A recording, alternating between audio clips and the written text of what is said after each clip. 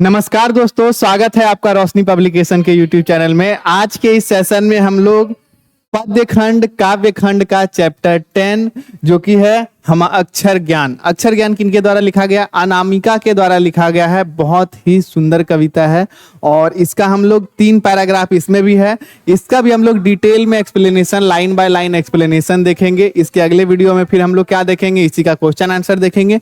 इसी तरह हम पूरा जो चैप्टर है आपका हिंदी का, कैप्टन गोधुली का, आपके गोधुली में जो भी 12 चैप्टर हैं, 24 चैप्टर हैं, 10 चैप्टर आपका गद्य में खत्म कर दिए हैं और पद्य खंड का 10वां चैप्टर आज चल रहा है। यानी कुल मिला के 24 में 20 चैप्टर आपका खत्म हो गया है। संस्कृत खत्म हो गया। बहुत ही अच्छे गति से हम लोग का सिलेबस चल रहा है, आगे बढ़ रहा है। तो उसी की श्रृंखला को आगे बढ़ाते हुए हम लोग अक्षर ज्ञान का आज हम लोग क्या करेंगे? कवित्री परिचय। क्या करेंगे? कवित्री परिचय देखेंगे। और चूंकि अनामिका इनकी लेखिका है, कविता की जो लेखिका है अनामिका, उनका कवित्री परिचय, साथ ही साथ इस पूरे जो भी आपका अक्षर ज्ञान का जो भी लाइन है, लाइन बाय लाइन एक्सप्लेनेशन देखेंगे। इस कविता में क्या है, क्या इस कविता की सुंदरता है, क्या दर्शाता है यह कविता, सभी टॉपिक पे आज हम लोग डिटेल डिस्कशन करने वाले हैं। ज्यादा देर ना करते हुए आज के सेशन की शुरुआत करते हैं। यह जो पूरा जो हमारा एक्सप्लेनेशन है या फिर हमारा लेखक परिचय है और जो भी हमारी कविता है, ये सभी आपको क्या गोधुली बुक में देखने को मिलेगी। आज का जो भी हमारा सेशन होने वाला है, चूंकि हम लोग का जो नोट्स फॉर्म है वो प्रॉपर बुक फॉर्म है। क्या है? हमारा बुक फॉर्म है। रोशनी पब्लिकेशन बेसिकली आपका एक पब्लिकेशन चैनल है जो कि Bihar school examination board class 9, 10th, 11th, 12th इन सब की पुस्तकें पब्लिश करती है, बीटीबीसी बेस्ड। इसमें आपको क्या बीटीबीसी बुक से कुछ एक्स्ट्रा फीचर्स मिलते हैं। बीटीबीसी बुक का जितना भी आपका जो लेसन है, जो भी आपका चैप्टर्स हैं, चाहे वो गद्य खंड हो चाहे वो पद्य खंड हो, वो सभी चैप्टर्स आपको एज इट इज इसमें मिलेंगे। उसके साथ सभी चैप्टर का आपका क्वेश्चन आंसर मिलेगा। और जो पद्य खंड में क्या एक्सप्लेन किया गया है, मतलब पद्य खंड का पूरा एक्सप्लेनेशन, जैसे कि आज हम लोग जो कि बोल रहे हैं 3 पैराग्राफ है इस कविता का। कविता को समझना बहुत ही इंपॉर्टेंट होता है किसी भी पद्य खंड के लिए, किसी भी कविता या फिर पद के लिए। उसका नीचे आपका एक्सप्लेनेशन होता है, यानी ऑल इन वन बुक है आपका। ये बुक भी है बीटीबीसी कैप्टन गोधुली का। साथ ही साथ आप अगर किसी चैप्टर को नहीं समझ पा रहे हैं, कोई शब्द आपको नहीं समझ में आ रहा है, कोई आपको ऐसा कविता में कुछ ऐसा शब्द आ गया है जो कि आपको नहीं समझ में आ रहा है, तो उसका शब्दार्थ नीचे लिखा हुआ है, पूरा पद्य का एक्सप्लेन किया हुआ है। साथ ही साथ एक एक क्वेश्चन आंसर आपको देखने को मिलता है और वो भी क्वेश्चन का आंसर बिल्कुल प्रोफेशनल, जो कि अगर आप डिट्टो क्वेश्चन आंसर अपने एग्जाम में लिख के चले आते हैं तो अगर आपका 2 नंबर का क्वेश्चन है तो 2/2, 5 नंबर का क्वेश्चन है तो 5/5, यानी फुल मार्क्स आने की प्रॉपर गारंटी है। तो ये बुक अगर आप परचेज करना चाहते हैं, रोशनी पब्लिकेशन का कोई भी book, captain गोधुली, captain panorama, captain दिगंत, कोई भी बुक अगर आप परचेज करना चाहते हैं तो हमारी ऑफिशियल वेबसाइट फ्लिपकार्ट, अमेजॉन पे जाके इसे परचेज कर सकते हैं। सभी का लिंक आपको हमारे डिस्क्रिप्शन बॉक्स में मिल जाएगा। चलिए, तो आज को हम लोग क्या करेंगे? आज का जो हमारा जो मुख्य सेशन है अक्षर ज्ञान, वहां से हम लोग शुरू करते हैं। सबसे पहले हम लोग कवित्री परिचय, लेखक परिचय की ओर बढ़ते हैं। कौन है कवित्री? अनामिका जी हैं। अनामिका कवित्री है हमारे अक्षर ज्ञान की। इनके बारे में पढ़ेंगे, जैसे कि हम लोग सिलसिलेवार तरीके से सभी चैप्टर्स में, सभी कविता में, सभी गद्य खंड में, सभी पद्य खंड में करते हैं। क्योंकि अगर आपका ऑब्जेक्टिव में क्वेश्चन बनता है, 20 क्वेश्चन अगर आपका ऑब्जेक्टिव में बनता है, बुक से बनता है, तो 20 में से 10 आपका कहाँ? लेखक परिचय से बनता है। हर चैप्टर का लेखक परिचय एक पेज का होता है और उस एक पेज को पढ़ के आप कितना 50% जो होता है आपके पूरे बुक का 50% अगर आपका ऑब्जेक्टिव क्वेश्चन कहीं से बनता है तो लेखक परिचय से, तो यहां से बनता है। सबसे पहले जान लेते हैं अनामिका जी के बारे में। 17 अगस्त 1961 को मुजफ्फरपुर बिहार की रहने वाली है। कौन? अनामिका, अक्षर ज्ञान की लेखिका। और 17 अगस्त 1961 को इनका जन्म हुआ। पिता श्यामानंद किशोर हिंदी गीतकार हैं। इनके पिताजी हिंदी गीतकार हैं। इस प्रकार के क्वेश्चन बहुत आते हैं कि निम्न में से किनके पिताजी हिंदी गीतकार थे। उनमें ऑप्शन सी में अनामिका लिखा होता है। ऑप्शन सी आपको वहां जाके OMR में रंग देना है आपका आंसर। ठीक है, हिंदी गीतकार थे श्यामानंद किशोर, अनामिका जी के पिताजी। 17 अगस्त 1961 को मुजफ्फरपुर बिहार में इनका जन्म हुआ। MA और PhD इन्होंने दिल्ली यूनिवर्सिटी से इंग्लिश में, इंग्लिश लिटरेचर में इन्होंने एमए पीएचडी की दिल्ली यूनिवर्सिटी से। दिल्ली यूनिवर्सिटी से इन्होंने एमए और पीएचडी किया। साथ ही साथ वर्तमान समय में सत्यावती कॉलेज दिल्ली यूनिवर्सिटी में प्राध्यापिका है। यानी अभी अगर बात करें तो अनामिका जी सत्यावती कॉलेज में क्या है, प्राध्यापिका है, प्राध्यापिका है। ये आपका इनका नॉर्मल इंट्रोडक्शन है। अभी क्या कर रही हैं, कब इनका जन्म हुआ, इनके पिताजी का क्या नाम था, इनका साहित्यिक या फिर आपका शैक्षणिक बैकग्राउंड क्या है। तो शैक्षणिक बैकग्राउंड का बात करें तो ये पीएचडी है। क्या है, पीएचडी है। किसमें, इंग्लिश में, इंग्लिश में पीएचडी है। और कहां से, दिल्ली यूनिवर्सिटी से। यानी जाने माने, देश के बहुत ही प्रसिद्ध और जाने माने यूनिवर्सिटी दिल्ली से इन्होंने पीएचडी किया। अब साहित्यिक रचनाओं की बात करें, इनकी रचनाओं में काव्य संग्रह में गलत पते पर चिट्ठी, बीजाक्षर, अनुष्टुप, ये 3 इनकी काव्य संग्रह है। आलोचना में पोस्ट एलियट पोएट्री और स्त्रीत्व का मानचित्र, ये 2 इनकी आलोचनाएं हैं। 2 आलोचना, 3 कविता। देखिए फिर से वही, अगर आपका 10 क्वेश्चन अगर आपका आता है, जैसे कि मैंने आपको बताया, अगर 20 क्वेश्चन आपके बुक से ऑब्जेक्टिव में आता है, 10 क्वेश्चन लेखक परिचय से आता है, और इस 10 क्वेश्चन में भी 4 से 6 क्वेश्चन आपका इस यहां से आता है कि गलत पते पर चिट्ठी किनकी रचना है, बीजाक्षर किनकी रचना है, अनुष्टुप किसकी रचना है, पोस्ट एलिएटेड पोएट्री किसकी रचना है, स्त्रीत्व का मानचित्र किसकी रचना है। तो क्या है, ये काव्य संग्रह है, ये आलोचना है। और एक और बात करेंगे, सम्मान और विशेषता। इनमें से एक चीज और छूट गया है शायद अनामिका जी का। आपका एक और है रचना में बात करेंगे हम लोग पहले। हाँ, छूटा है संपादन। क्या छूट गया है, संपादन। वो यहाँ पे आपका छूट गया है। संपादन के भी क्षेत्र में इन्होंने कार्य किया है। किनके क्षेत्र में, संपादन के क्षेत्र में। तो संपादन में अगर आप लिखना चाहेंगे तो संपादन में है आपका कहती हैं औरतें। क्या है आपका,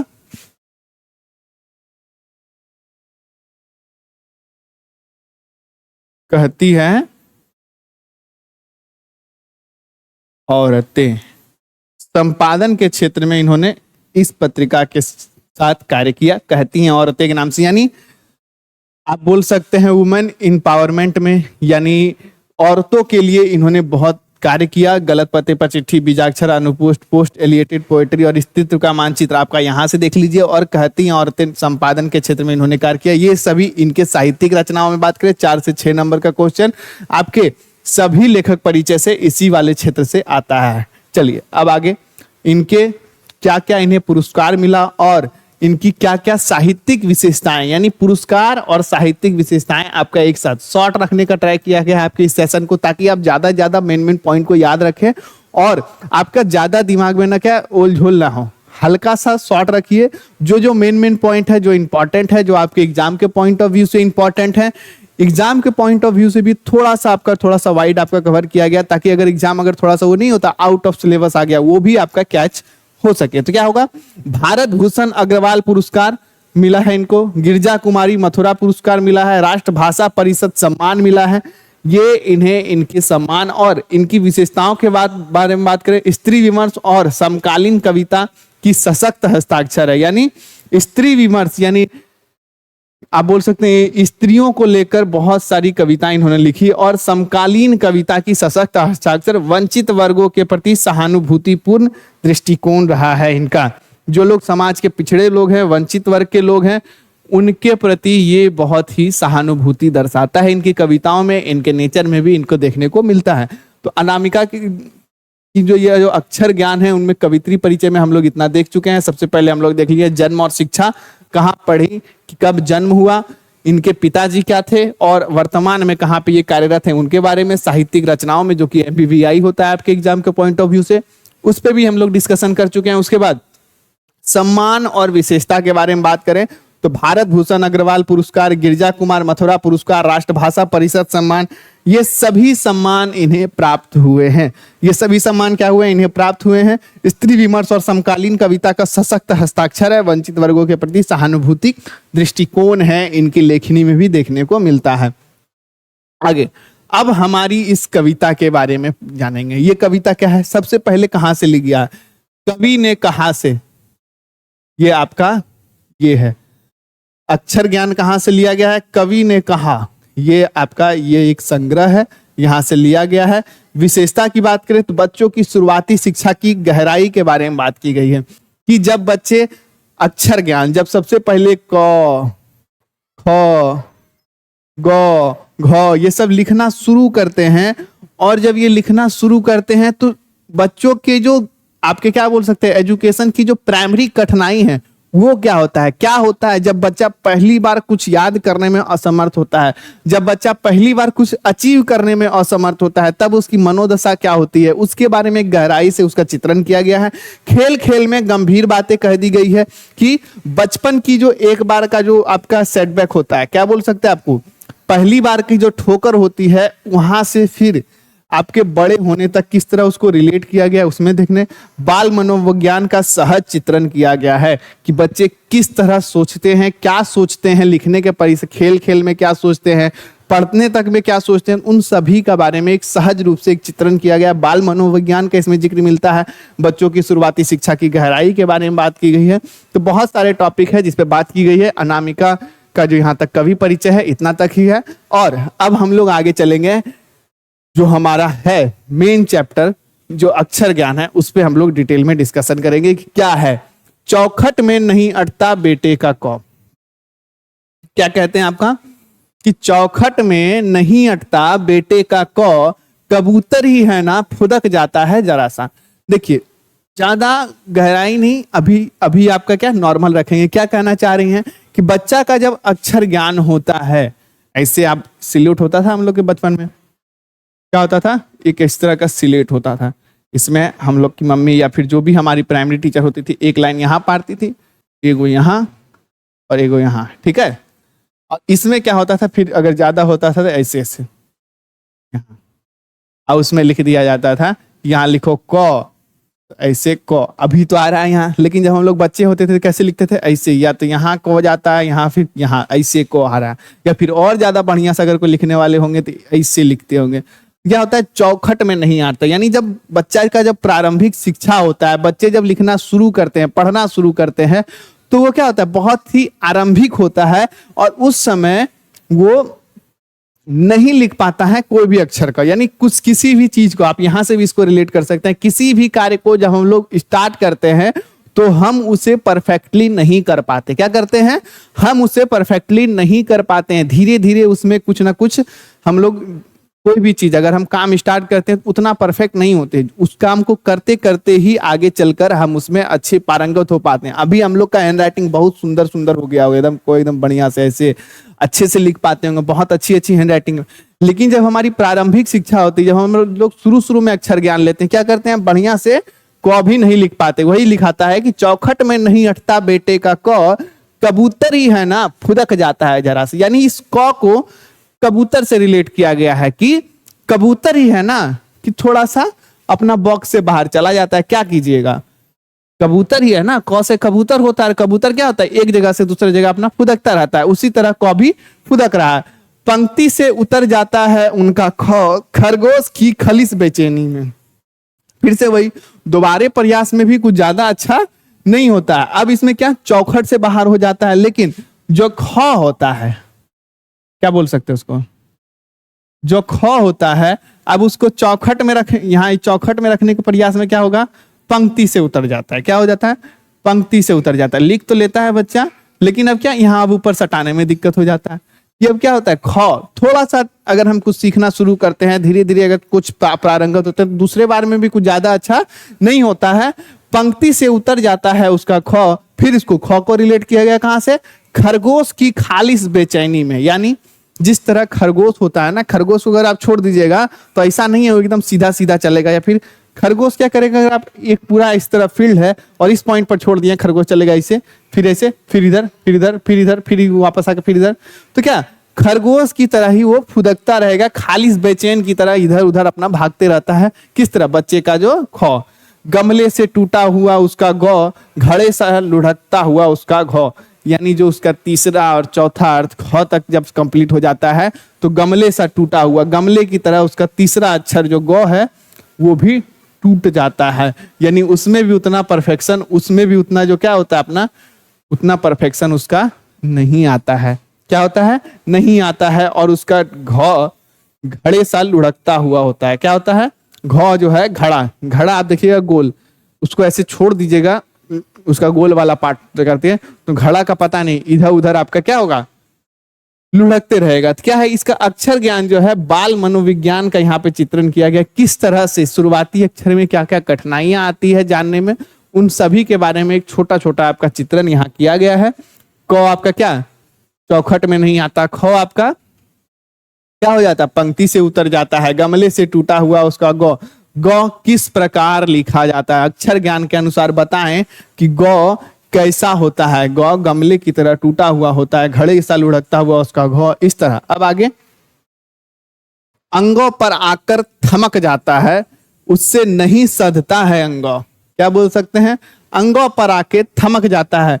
जो बच्चा है जो लिखना शुरू करता है, क भी लिख लिया है कैसे करके, ख भी लिख लिया, ग भी लिख लिया, गमला टूटा फूटा, घ भी लिख जाता है, लेकिन अंगों की तरह आके वहां अंगों पर जैसे ही आता है भाई, हताशा यहाँ पे दर्शाती है कि जब हम लोग बहुत ही मल्टीपल प्रयास करते हैं, बहुत सारा प्रयास करते हैं, एक करते हैं थोड़ा सा नहीं होता है, चलिए दोबारा प्रयास करते हैं, उसमें भी हम लोग थोड़ा मोड़ा परफेक्शन लाते हैं, फिर तीसरा करते हैं, फिर चौथा करते हैं, लेकिन जब पांचवा या फिर जब मल्टीपल प्रयास करने के बाद एक टाइम पे जाके जब हम थक जाते हैं, अंगों पर आकर वह थमक जाता है। यानी क्या होता है, थमक जाता है।